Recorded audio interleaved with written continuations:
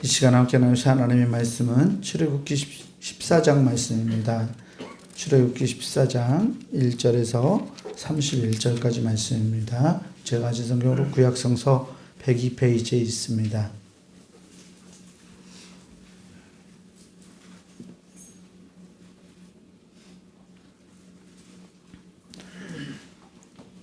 출애굽기 14장 1절에서 31절까지 말씀입니다. 말씀 다 찾으신 줄 알고 제가 이제 여러분들한테 나누어서 교독하겠습니다. 여호와께서 모세에게 말씀하여 이르시되 이스라엘 자손에게 명령하여 돌이켜 바다와 밑줄 사이에 길을 하고 그와 또한 바닷가에 장막을 치게 하라. 바로가 이스라엘 자손에 대하여 말하기를 그들이 그 땅에서 멀리 떠나 광야에 갇힌 바 되었다 하리라. 내가 바로의 마음으로 알아가게 한즉 바로가 그들을 편들다. 내가 그와 그의 군대로 말미암아 영광을 얻어 그 사람들이 나를 여호와의 이르게 하리라 하시니 우리가 그대로 행하니라. 그 백성이 도망한 사실이 애굽 왕에게 알려짐에 바로와 그의 신하들이 그 백성에 대하여 마음이 변하여 이르되 우리가 어찌 이같이 하여 이스라엘을 우리를 섬김에서 놓아 보내었는가 하고 바로가 그의 병거를 그의 백성을 데리고 나가되 선발된 병거 600대와 애굽의 모든 병거를 동원하니 지휘관들이 다 거느렸더라. 여호와께서 애굽 바로의 마음을 알게 하셨으므로 그가 이스라엘 자손을 나가니 이스라엘 자손이 담대히 나갔습니다. 애굽 사람들과 바로의 말들, 병거들과 그 마병과 그 군대가 그들의 뒤를 따라 바알스본 맞은편 비하이롯 곁 해변 그들이 장막 친 데에 미치니라. 바로가 가까이 올 때에 이스라엘 자손이 눈을 들어본즉 애굽 사람들이 자기 뒤에 이르니라.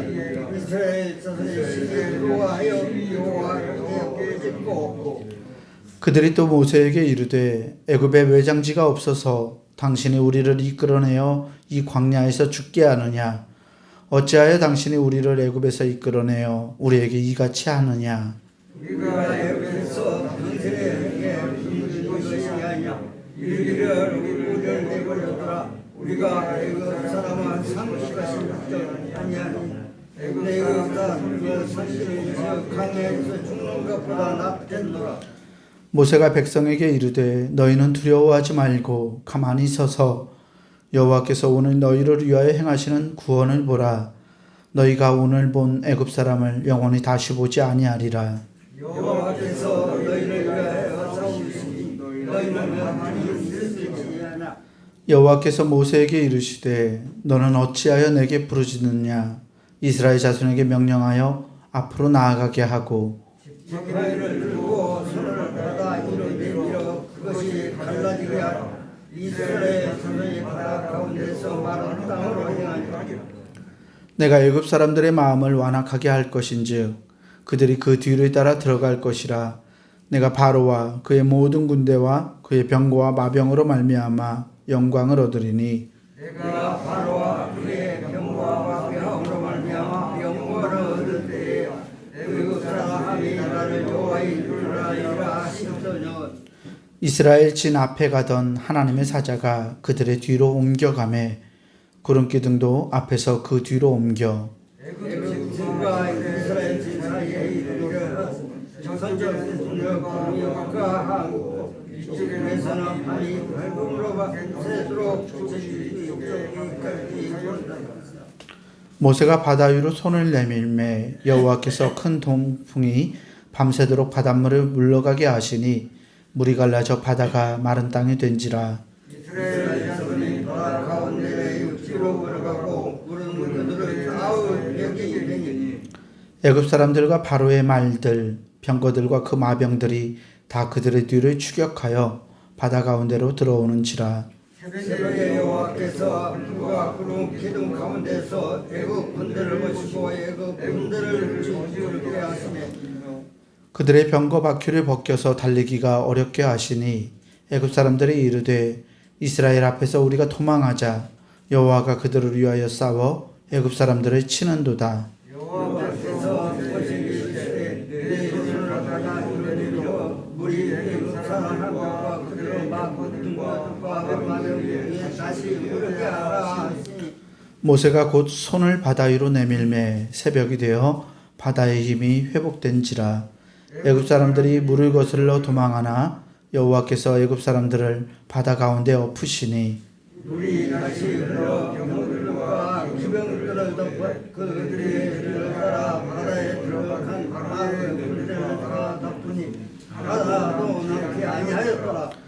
그러나 이스라엘 자손은 바다 가운데를 육지로 행하였고 물이 좌우에 벽이 되었더라. 그러나 여호와께서 이같이 이스라엘을 애굽 사람 손에서 구원하시니 이스라엘이 바닷가에서 애굽 사람들이 죽어 있는 것을 보았더라. 함께 봅니다. 이스라엘이 여호와께서 애굽 사람들에게 행하신 그 큰 능력을 보았으므로 백성이 여호와를 경외하며 여호와와 그의 종 모세를 믿었더라. 아멘. 우리 주님께서 주시는 은혜와 평강이 오늘 새벽 하나님께 나아가는 우리 모든 교우들에게 함께하기를 주의 이름으로 축원합니다. 오늘 우리가 읽은 출애굽기 14장 말씀은 이 구약성서, 특별히 이 출애굽기 가운데서 가장 역동적인 장면을 그리고 있는 장입니다. 홍해가 갈라지고 하나님께서 이스라엘 백성들에게 구원을 베풀어 주시는 놀라운 장면을 그리고 있죠.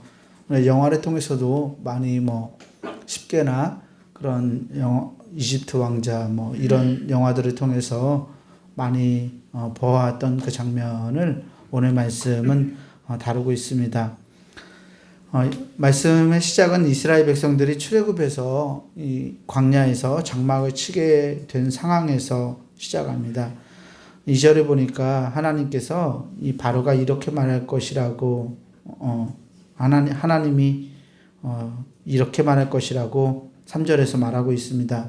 3절 보면 바로가 이스라엘 자손에 대하여 말하기를 그들이 그 땅에서 멀리 떠나 광야에 갇힌 바 되었다 하리라. 아멘. 하나님은 이 바로가 이스라엘 백성들을 이 광야에서 갇힌 바 되었다라고 말할 거라고 말씀하십니다. 이집트 사람들이 보기에 이스라엘 백성들은 광야에 갇힌 바 되었던 것 같습니다. 그들이 보기에는 분명 그랬을 것입니다. 왜냐하면 이스라엘 백성들이 진군하였던 그 길 자체가 사람들의 기대, 보통 이스라엘 백성들이 가나안 땅에 간다고 했는데 그 땅에 가는 그 길에 가장 적합한 길이 아니었기 때문입니다. 이스라엘 사람들은 광야에 들어갔다가 길을 잃은 사람들처럼 보였습니다. 가장 그럴 것 같은, 가야 할 것 같은 길을 버리고 가장 가지 않을 것 같은 길로 들어갔기 때문입니다. 하나님은 바로의 마음을 오늘 말씀해 보니까 4절에 바로의 마음을 완악하게 하셨다. 그리고 바로가 그들의 뒤를 따르게 하셨다라고 말씀하십니다.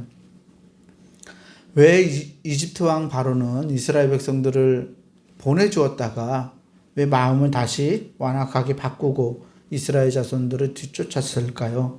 왜 그들을 다시 추적하리라고 바로가 마음을 바꿨을까요? 그 이유로 5절은 이렇게 말하고 있는데요. 5절 말씀을 보면 그 백성이 도망한 사실이 애굽 왕에게 알려짐에 바로와 그의 신하들이 그 백성에 대하여 마음이 변하여 이르되 우리가 어찌 이같이 하여 이스라엘을 우리를 섬기면서 놓아보내었는가 하고. 아멘. 그 백성들이 도망한 사실이 애굽 왕에게 알려졌다라고 말씀하고 있죠. 바로는 이스라엘 백성들이 도망갔다고 생각하지 않았을 거예요. 왜냐하면 모세가 바로에게 요청했던 바가 무엇이었습니까? 한적한 곳, 이집트 사람들이 살지 않는 그곳으로 가서 이스라엘 백성들로 하여금 하나님께 제사 드리게 해달라고 그렇게 바로에게 말했기 때문입니다. 그래서 바로는 이스라엘 백성들이 제사를 드리고 나면 다시 이집트 땅으로 돌아올 거라고 생각했습니다.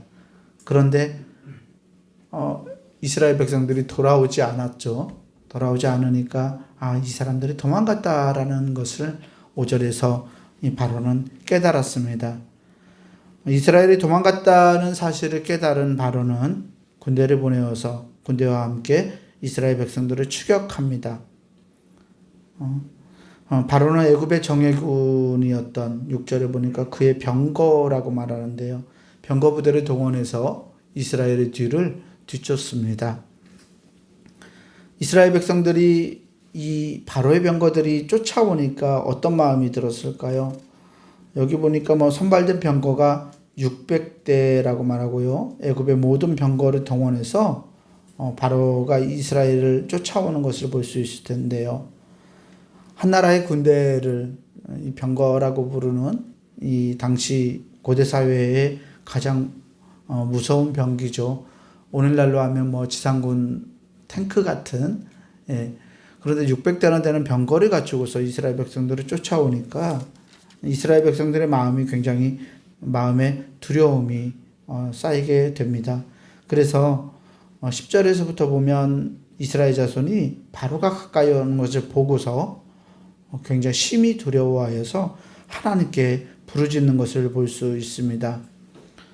11절에 이렇게 부르짖습니다. 그들이 또 모세에게 이르되 애굽에 매장지가 없어서 당신이 우리를 이끌어내어 이 광야에서 죽게 하느냐?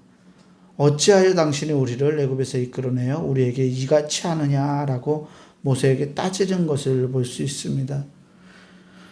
모세에게 불평과 탄식을 내뱉는 이스라엘 자손들의 모습 낯설지 않죠.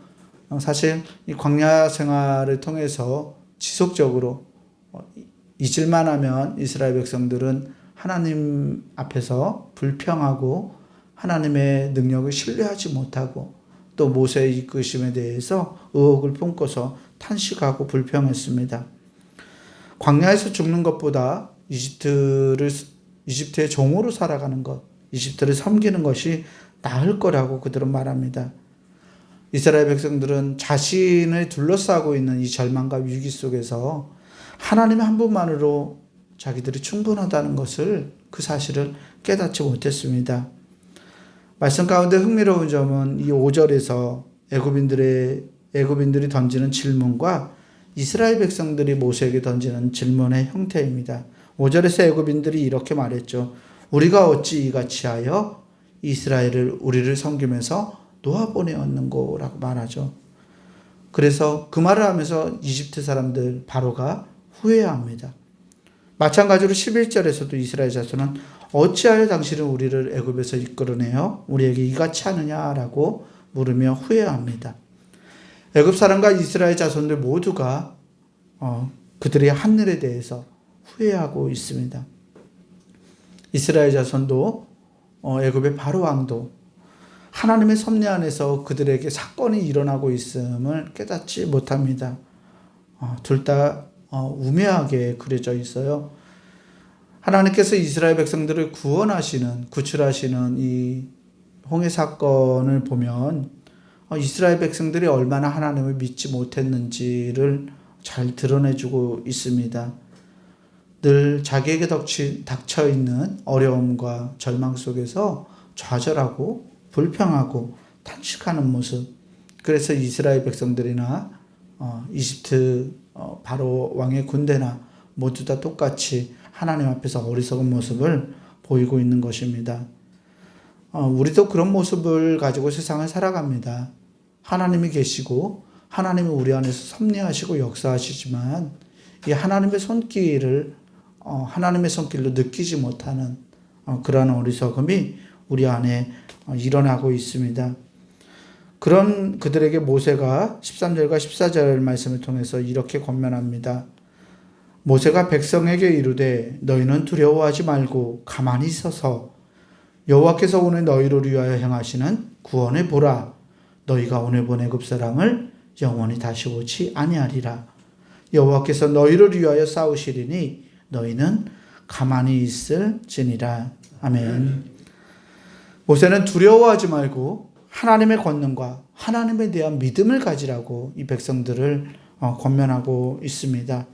희망이 없어 보이던 이 이스라엘 백성들의 상황에서 모세는 하나님이 구원을 베푸실 것이라고 선언합니다. 이스라엘 백성들이 하나님 앞에서 할 수 있는 일이 뭐가 있었을까요? 하나님이 구원을 베푸시는 그 상황에서 이스라엘 백성들은 가만히 있을 수밖에 없었습니다. 하나님이 행하시는 구원을 가만히 지켜보고 있었으면 되었습니다. 구원을 베풀어 주시는 하나님, 이 하나님은 이스라엘을 위해 싸우는 전사처럼 그려지고 있습니다. 전쟁에서 승리하게 하시는 그 전사, 승리하게 하는 이 전사의 모습을 가진 하나님 앞에서 이스라엘은 두려워할 필요가 없었고 단지 하나님이 행하시는 구원을 바라보면서 가만히 지켜보기만 했어도 되었습니다. 결국 하나님은 모세에게 또 애국 군대를 통해서 하나님의 영광을 스스로 드러내십니다. 출애굽기 14장을 시작하면서 하나님께서 그런 말씀을 하셨는데요. 4절 말씀에 하나님이 4절 후반부에 이렇게 말해요. 내가 그와 그의 온 군대로 말미암아 영광을 얻어 애굽 사람들이 나를 여호와인 줄 알게 하리라 하시매. 아멘. 하나님은 스스로 계신 분이신데 이 스스로 계신 하나님께서 스스로 당신의 영광을 드러내시고 당신의 하나님이심을 이스라엘 백성들과 이집트 사람들에게 보이시겠다고 하나님 말씀하십니다.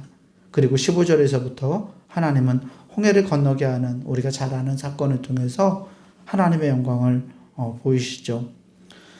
하나님께서 모세를 통해서 이스라엘을 구원하시는데요. 앞을 가로막은 바다를 갈라지게 하시고 이스라엘로 진군하도록 하셨습니다. 19절 말씀을 보면 독특한 점 하나가 있어요. 이스라엘 진 앞에 가던 하나님의 사자가, 그러니까 이스라엘의 진을 이끌고 가던 하나님이 그들의 뒤로 옮겨갔다. 이스라엘 진 뒤로 옮겨갔다라고 말해요. 하나님이 불기둥과 구름기둥을 통해서 이스라엘 백성들을 움직이셨는데 그 앞에서 이끌던 하나님이 뒤로, 그러니까 이스라엘과 애굽의 그 사이, 쫓아오는 애굽 군대의 그 사이에 위치하셔서 구름기둥으로 이집트 백성들, 이집트 군대의 눈을 가리십니다. 성경에서 구름기둥과 불기둥은 따로 존재하는 기둥이 아니라 사실은 두 가지가 하나로 연합된 형태로 드러납니다. 불과 구름, 불구름 기둥이다라고도 그렇게 말하는데, 낮에는 불이 잘 보이지 않고 하나님의 구름 기둥이 보이고 밤에는 어두워져서 그 구름 기둥에 가려져 있던 하나님의 불 기둥이 보이는 그러한 형태였는데요. 하나님이 이끄시던 이 불구름 기둥이 애굽 군대가 이스라엘을 추적하지 못하도록 그 사이에 옮기시고, 그래서 애굽 군대는 이스라엘의 진에 가까이 올 수 없게 되었습니다. 낮이 밝고 하나님께서 모세를 통해서 드디어 하나님의 일을 행하시는데요. 21절에 모세가 바다 위로 손을 내밀매 하나님이 큰 동풍이 밤새도록 바닷물을 물러가게 하셨다라고 말해요. 물이 물러가게 하셨죠. 이 물이라는 것은 사실 모습이 없는, 정형화되지 않는 어떤 것을 상징해요. 그래서 물은 혼돈을 상징하는 기호입니다. 하나님이 세상을 창조하셨을 때 물을 가르쳤죠. 물을 나누시고 세상을 창조하셨던 것을 우리 창세기에서 볼 수 있는데, 물을 나누신다라는 것이 혼돈을 정복하신다는 뜻을 드러내는 말인데요. 하나님께서 지금 이스라엘과 이집트 군대 앞에서 물을 가르십니다. 혼돈을 물리치셨다라는 말씀이죠. 모세가 바다 위로 손을 펼치니까 바닷물이 물러나고 마른 땅이 드러났습니다. 사실 이 기사를 보면 한편은 몇 가지 상황, 그러니까 이스라엘 백성들에게 내려오던 몇 가지 이 전통들이 함께 융화되어 있는 것을 볼 수 있어요. 한편으로는 하나님이 물을 물리셔서 물이 갈라져서 바다가 마른 땅이 되게 하시고, 또 다른 한편으로 이 양쪽에 물이 벽이 되는 그러한 형태의 전통이 두 가지가 다 섞여 있습니다. 이스라엘이 빠졌던 이 홍해를 가지고서 사람들이 이 사건을 자연적으로 설명하려고 굉장히 애를 학자들이 많이 썼어요. 어떻게 이런 현상이 일어나는지, 이게 자연적인 현상이 그러니까 초자연적인 현상이 아니라 자연적인 현상으로 이 홍해를 가르는 사건을 설명하기 위한 여러 가지 시도들이 있습니다만 그 어떤 것도 우리에게 사건을 명확하게 이야기해 주지는 않습니다. 사실 더 신기한 것은 이스라엘 백성들이 이 하나님이 물을 갈라서 그 마른 땅으로 걸어간 것보다 더 신기한 것은 이 이집트의 군대가 다 거기에서 빠져 죽었다는 거죠. 그게 얕은 물이든 깊은 물이 아니라고 하더라도 이스라엘 백성들은 탈출하게 되었고 이집트의 백성들은 얕은 물이든 깊은 물이든 그 가운데서 빠져서 모두 다 수몰되게 되었던 것이 하나님의 놀라운 기적이었던 것을 발견합니다. 이스라엘 사람들이 마른 땅으로 바다를 건너가고 모세가 손을 내밀자 물이 다시 회복되었고 애국 군대가 그 바닷물에 빠져서 죽음을 맞이하게 되었습니다. 홍해를 갈랐던 이 사건은 하나님의 창조 사건, 혼돈을 가르치는 창조 사건과 구원의 사건을 함께 보여주고 있는 사건이에요. 신약 성경에서 십자가 사건과 부활 사건이 하나의 사건이듯이 이 사건도 창조와 구속을 하나님께서 함께 행하시는 사건을 보여주고 있습니다. 이를 통해서 하나님의 영광을 드러내고 하나님의 권능과 승리를 보여주고 있는 본문입니다. 하나님은 이스라엘을 구원하신 하나님입니다.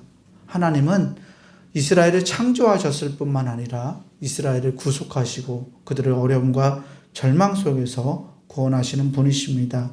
이 하나님이 우리가 신뢰하고 우리가 믿는 하나님인 줄 믿음으로 고백할 수 있는 우리가 되었으면 좋겠습니다.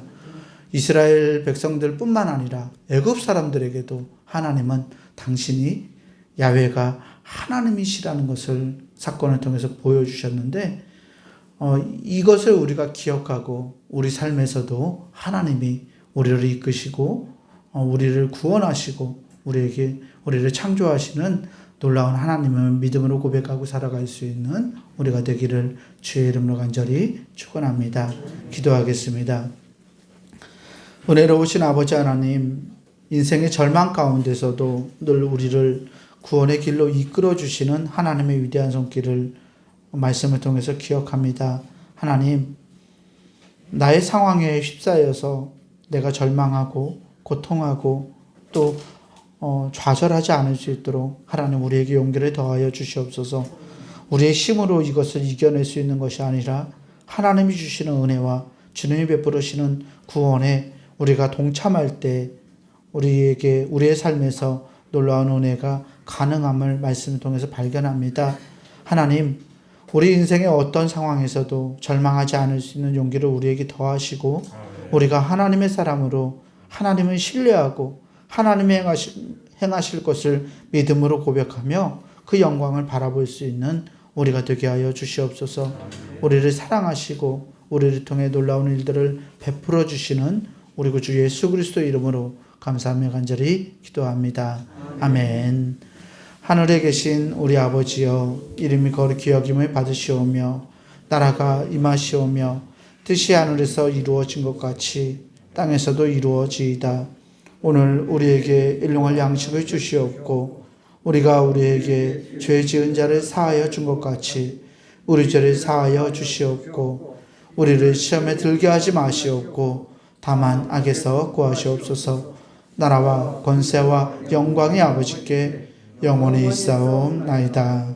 아멘.